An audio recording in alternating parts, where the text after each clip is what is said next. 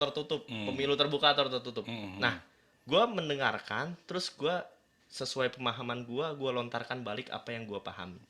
Misalnya gue bilang, oke, sebatas yang gue pahamin gini om. Jadi kalau tertutup tuh ternyata bla bla bla. Kalau terbuka tuh ternyata bla bla bla. Gitu. Jadi mendengarkan orang dulu, baru setelah itu kita ngomong untuk minta dipahami. Ya, berarti Gitu. memang poin kelima nih ya. Poin kelima, betul. Nah, kalau tadi nyinggung politik, memang poin kelima itu sangat penting, apalagi ini mau menuju 2024. Betul, betul. Untuk para calon legislatif itu belajar listening kali. Nah, itu wajib banget sih. Karena kadang kita lihat juga begitu dia sudah terpilih dan nyampe di Senayan, juga bingung mau ngapain orang. Dia nggak pernah dengerin rakyat, ya kan? Nah, bener. Nggak Aspirasi rakyat nggak pernah didengerin. dia dengerin pendapat rakyat. Ujungnya dia cuma saat pemilu dia bagi-bagi amplop, biar orang milih dia. Ya habis itu begitu dia duduk di Senayan ya, I don't know What to do? what to do, Iya, ya bener. kan? Ha-ha. Akhirnya ya buka bokep lah, ya kan? Tidur lah. Tidur lah, gitu kan? Revisi undang-undang? Ya kalau dalam sisi pembuatan undang-undang ya Ha-ha. kita masih nggak seproduktif inilah. Heeh. Nggak seproduktif parlemen-parlemen di negara yang sudah maju Maju. demokrasinya gitu. Oh, gitu. Kayak apa? Ya kayak contoh gini lah. Begitu pemerintah itu mengatakan 2023 kita akan kena resesi. Ya, Tapi Tuhan bercerita lain kepada kita. Betul, betul. Bahwa ada anaknya pegawai negeri yang gajinya cuma segitu, kerjaannya flexing di medsos, ya, pakai Harley dan Rubicon. tapi punya habit yang the winner takes all. Iya, Jadi ketika orang punya masalah sama dia, dia harus habisi, Ditindas habis-habisan. ditindas. Iya, Nah, itu kan juga karena faktor mungkin ayahnya tidak mendengarkan bisa jadi. acuan Nah, itu dia. acuan pemerintah Ha-ha, bahwa ha. bahwa Jangan pamer-pamer. Iya. Ini resesi. ya pamer sih boleh gitu loh. Cuma kan kalau kita pakai hukum terbalik dengan gaji segitu dia Nah, itu itu kan iya. nah, Ya, pembuktian terbalik, pembuktian terbalik, betul. gitu. Ha-ha, iya. Itu memang ya makanya gue bilang poin kelima ini sangat tepat untuk di tahun 2024. Betul, betul. Apalagi kalau debat di TV-TV kan tuh banyak kan debat untuk menjatuhkan lawan, bukan untuk mendengar terus mencari solusi bersama. Kalau yang gue lihat sih gitu ya. Ya memang Kalau yang gue lihat. memang juga kalau hal itu kita tidak bisa menyalahkan TV-nya juga. Karena memang masyarakatnya juga senang, itu disebut panggung politik. Memang Hanya tujuannya panggung. politik. Menangnya itu hanya di bukan menangnya, adalah penyajiannya adalah tujuannya menang kalah. Oh. Kalau teman-teman bergerak di bidang aktivisme, diskusi yang mencari solusi itu hanya akan ada di kampus-kampus, di pertemuan budaya, atau di seminar-seminar. Jadi masyarakat juga perlu melihat gitu loh. Kalau yang menikmati TV show seperti itu, ya sudah jangan berharap ada solusi. Oh, jadi emang sengaja tuh dibikin. Ya, emang itu komponen dari pasar politik. Oh. Jadi kalau teman-teman memang ingin cara debat yang benar bagaimana sih? Jangan nonton TV. Jangan nonton TV. Hadir di acara kampus-kampus, misalnya diskusi terbuka gitu misalnya tentang undang-undang pemilu, terus tentang lingkungan, tentang agraria. Nah, biasanya disitulah terlihat yang otaknya ada apa enggak. Walaupun dia biasa tampil di TV, begitu tampil di acara diskusi begitu, itu akan kelihatan otaknya sampai di mana. Iya. Apakah dia pemain menang kalah? Iya, benar. Atau memang Untuk mencari solusi bersama. Punya kebangsaan yang tinggi Iya, atau kenegarawan yang tinggi. Benar. Gitu. Oh. Jadi ya kalau kayak gue sih kalau nonton yang di TV itu ya cuma pelajari logika berpikirnya begini. Karena tujuannya udah beda. Gitu. Oh. Yang paling parah itu adalah ini terbawa ke Senayan. Oke. Jadi ketika ada acara RDP, itu dengar pendapat antara menteri dengan DPR, iya. karena diliput oleh TV nasional, Malah jadi begitu. itu malah jadi TV show. Oh.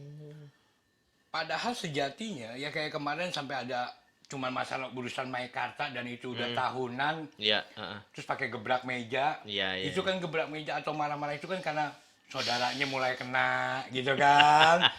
Ya kan? Iya. Coba kalau saudara yang nggak kena belum tentu dia marah-marah kayak gitu. Nah, Iya. itu kan kasus Meikarta itu kan udah nggak bisa dilacak, penipuannya udah Iya. 6-7 tahun yang lalu kok. Itu kalau gue jelasin kepanjangan sih Nah, di sini. iya. Melebar Nah. kemana-mana ntar. Nah, maksud gue tuh gitu, masyarakat juga jangan terkesima. Oke. Jangan terkesima dengan acara-acara begitu, mengharapkan ada solusi dari acara. Karena tujuannya acara itu ya memang Bukan TV buat show. nyari solusi. Iya, Memang iya. TV show sudah. Iya, paham. Gitu loh. Jadi saya nggak nyalain kalau Iya. ada orang-orang yang lebih suka drakor atau apa. Ya itu pilihan TV show gitu loh. Benar. Itu pilihan balik lagi kan. Nah, itu Prioritasnya pilihan. di mana? Benar.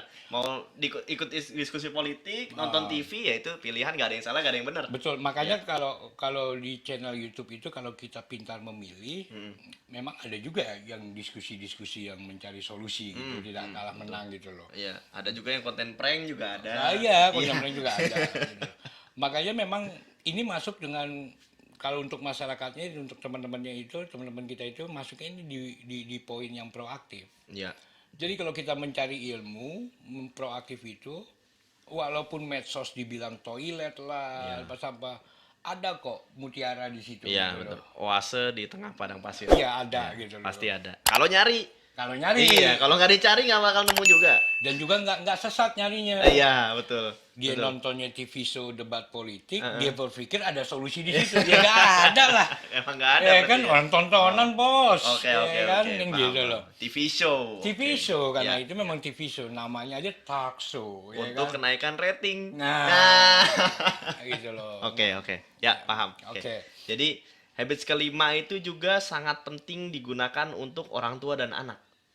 Nah, banyak sekali orang tua yang tidak mendengarkan anaknya karena merasa, ini gue orang tua, lu harusnya dengerin gue. Banyak juga yang anak merasa, lu nggak ngerti zaman sekarang, lu harusnya dengerin gue. Akhirnya bukannya saling mencari solusi bersama, malah saling berantem. Itu. At least minimal seharusnya mereka saling mendengarkan dulu, gitu Malah ya. saling berdebat. Saling apa, Menang-menangan, menang ego. iya, jadi Iya. kayak talk show politik. Iya. Jadi sebenarnya ini Seven Habits benar-benar bisa dipakai untuk semua lini, semua masa. Jadi kalau kita bisa saranin gitu loh, kalau teman-teman yang sudah berkeluarga, keluarga muda, betul. ayah muda, Iya, betul. mama muda, muda, ya kan? Kesenangan gua tuh. Mungkin untuk mencari quality time Mm-mm. di dalam keluarga, baik ngobrol dengan pasangannya maupun dengan Anaknya, anak-anaknya, yaitu adalah poin kelima ini. Poin ya. kelima, mendengarkan dulu. Saling mendengarkan. Baru minta dipahami. Karena minta dipahami juga penting. Jangan cuman gua dengerin lu doang apa kemauan lu, terus gua jadi keset kaki istilahnya. Betul. Istilahnya cuma ditindas gitu loh. Oke, bapak maunya ini, bapaknya maunya ini. Tapi gua nggak ngomong apa yang gua pengen. Itu sebenarnya, sorry gua lupa jelasin di habits keempat. Itu kan ada berpikir menang-menang. Sebenarnya ada variasinya. Ada namanya berpikir menang kalah, tadi kita udah jelasin. Biar gue menang bodo amat lah, ini orang duitnya habis, pokoknya gue kuras duitnya habis-habisan. Selfish lah itu, arogan. Ada juga kalah menang. Jadi gue kalah, lu menang. Misalnya lu sebagai bapak gitu, gue sebagai anak. Ya udah Pak, Bapak apa aja silakan deh, Bapak mau nyuruh saya sekolah kedokteran, padahal sukanya matematika, terus Bapak malah nyuruh saya malah jadi pilot, padahal sebenarnya saya sukanya main game gitu. Itu kan jadinya gue kalah terus lu menang gitu loh. Padahal sebenarnya itu bukan kemenangan yang benar gitu loh. Nah, ada juga yang kalah-kalah. Kalah-kalah tuh misalnya ya, gue dulu atlet silat. Gue pernah turnamen sampai 2 kali, dan kalah-kalah tuh misalnya gue udah kalah nih. Terus gue mikir gimana caranya bukan untuk mengalahkan lawan, tapi untuk mencederai lawan. Jadi gue udah kalah, lu biar rusak sekalian. Itu kejadian tuh di silat tuh kayak gitu tuh. Jadi ada pasti kan sportivitasnya hilang lah intinya. Jadi karena gue udah kalah, musuh gue harus ikutan kalah juga gitu loh. Karena lu selingkuh, gue ikutan selingkuh. Nah, gitu. Itu kan akhirnya hubungan jadi rudam, jadi hancur. Dendam ya. Dendam, penuh kedendaman gitu. Jadi jangan berpikir kalah-kalah, jangan berpikir menang kalah, jangan berpikir kalah menang, pikirin menang-menang gitu. Nah, gimana cara berpikir menang-menang? Masuk ke habits ke-6. Sinergi. Sinergi. Ya, jadi gimana caranya kita bersinergi? Jadi setelah mendengarkan, Mm-mm. saling memahami, Saling memahami, kita cari kesamaannya dengan sinergi. betul, dengan sinergi. Karena gimana cara berproses sinergi? Ya contohnya kayak kita berdua ini sekarang. Lu tukang Jadi setupnya, nggak kayak kelompok yang satu ya, yang mana tuh? nyarinya perbedaan. Nah, mulu, itu ya perbedaan kan? mulai dicari. Oh, kita beda sama yang kalian Oh, lain. wah, celana lu nggak cingkrang gitu kan, lu beda. Iya, Ya, benar. enggak. Oh, Ya, maksud gua gini bro, itu kan kasus-kasus pilkada kemarin Jakarta, segala benar. dalam pilpres kemarin itu kan faktornya gua rasa tuh dari situ gitu. betul. Dan residunya masih terasa sampai sekarang. Iya, dan kita Benar. kayaknya jadi manusia susah banget nyari Benar, persamaan. benar, Padahal udah jelas-jelas mata kita sama dua. Iya, Ya hidungnya kan, sama. lubang hidungnya dua sama. Iya. Padahal sesimpel itu Benar, gitu. benar. Iya, itu. Jadi berpikir sinergi itu justru karena kita Memahami. saling memahami. Gua tahu mau lu Entah apa. entah itu memahami partner kita, Mm-mm. Orang tua kita, kita, teman kita, musuh musuh kita bahkan. kita bahkan. Karena Iya, benar. dalam bisnis seperti penjelasan Mova di awal dulu itu kenapa kita membahas Seven Habits untuk mulai berbisnis adalah bahwa persaingan itu perlu. Pasti. Dan bahasanya itu kan tentunya wah ini pesaing gua. Iya, rivalitas. Rivalitas. Kita betul. agak turunin dikit oktavnya, tapi yang lebih tinggi lagi oktavnya ya musuh kita kan Iya, gitu. benar. Makanya tadi kita bilang bahwa sinergi itu bukan hanya kepada teman, keluarga dan ini. Betul. Kepada musuh kita Iya, juga kita perlu betul. Iya. perlu melakukan sinergi. Betul. Seperti rivalitasnya yang waktu itu kita bahas Ronaldo dan Messi. Messi, iya, benar. Kalau salah satunya hilang malah nggak asik. Taruhlah Benar. Ronaldo nggak ada, ya nggak asik nonton Messi, gitu kan? Iya, Terus betul. kalau Messi nggak ada, ya nggak asik juga nonton Iya, Ronaldo kan benar, gitu loh. Benar. Contoh di real estate development, di perumahan, sinergi yang benar-benar terjadi. Padahal sesama kompetitor, sesama developer, itu udah terjadi di daerah Serpong, yaitu BSD, Paramount Land, sama Gading Serpong. Jadi mereka bertiga itu sama-sama nyari duitnya dari jualan rumah, bikin kawasan. Mereka harus bikin jalan dong. Nah, Fasum. jalan boulevardnya itu, fasos-fasumnya, kalau gua jelasin teknisnya mungkin kepanjangan, tapi intinya mereka berpikir gimana caranya biar orang yang beli rumah di BSD, beli rumah di Gading Serpong, beli rumah di Paramount Land, itu nyaman berkendaranya. Jadi jalannya disambungin, trotoarnya disambungin, ruko-rukonya dipas-pasin. Padahal mereka bertiga kompetitor. Itu udah kejadian real. Gitu. Mencari kesamaan. Mencari kesamaan justru. Oke, kita kan sama-sama pengen bikin pelanggan nyaman. Gimana caranya? Ya udah, jalannya kita sambungin. Jangan pelanggan disuruh muter jauh, jalanan pada ditutup, orang nggak boleh parkir gitu loh. Betul. Jadi kita cari mana kesamaan kita untuk mencapai tujuan yang sama. Tapi abis itu mungkin prosesnya rada beda-beda dikit. Oke, gue jualan rumahnya khusus buat Ya yang kalau itu kan udah dapur masing-masing. iya dari betul, udah dapur bahannya. masing-masing. Tapi kan tujuannya sama, untuk mencapai kepuasan pelanggan Betul. gitu. Mungkin gue jual rumahnya yang 2 lantai deh, karena gue targetinnya buat orang yang punya mobil. Terus ada juga, oke, gue jual rumahnya yang 1 lantai cukup deh, karena gue targetin ke penumpang kereta gitu. Nah, gue jadi paham begini nih. Kalau gue kan tinggal nih ada di jalan kecil ya, cuma muat 2 mobil. Iya. Nah kalau gue lihat di sisi sana itu rame, rumah yang di sisi jalan tuh pada buka warung. Nah andai saja ya bro, ya, Pak RT-nya atau Pak RW-nya memahami yang tadi lo bilang, Iya. alangkah bagus itu kayak di Legian Bali kan. Wah iya bener. Di Ubud juga bagus. Ada standarnya, bener. bangunan tempat jualannya. Iya bener. Rapi. Wah, terus itu tempat jalannya biar orang bisa enak parkir, enak lewat. Dan itu memang udah terjadi di beberapa. Ini contoh tadi di tempat tinggal gue ya. Mungkin di teman-teman juga mengalami itu. Iya, betul.